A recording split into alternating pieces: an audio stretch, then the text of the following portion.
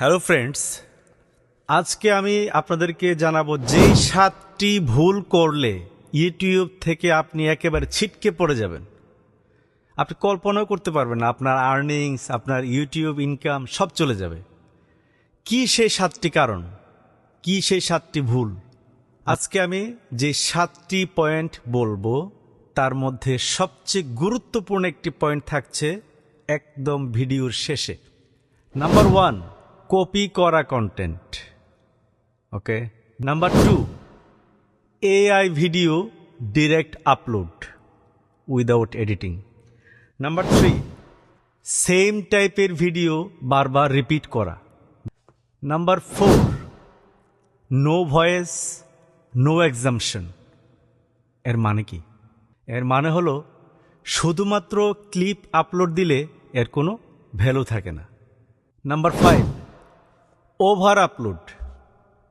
আপনি দিনে 10টা 15টা 20টা করে আপলোড দিলেন ভিডিও, এতে করে আপনার ইউটিউব চ্যানেল ড্যামেজ হয়, কোয়ালিটি জিরো হয়।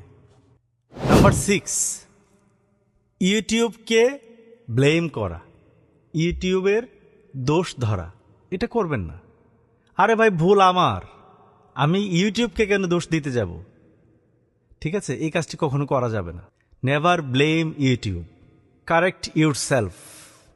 এবার আসি আমাদের সেই কাঙ্ক্ষিত লাস্ট পয়েন্ট, নাম্বার 7, কনসিস্টেন্সি। মানে কি? নিয়মিত আপলোড করা। আপনি একটি ভিডিও আপলোড করে এরপরে গায়েব হয়ে গেলেন, আবার ইচ্ছা মতো আসবেন। No, never like this.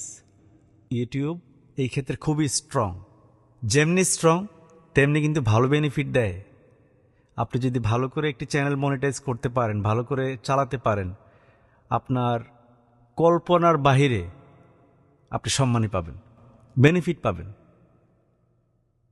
So আমরা শেখা দরকার, আমরা ভালো করে জানা দরকার। We need to know, you need to learn perfectly আমরা কিভাবে একটা চ্যানেলকে পরিচালনা করব।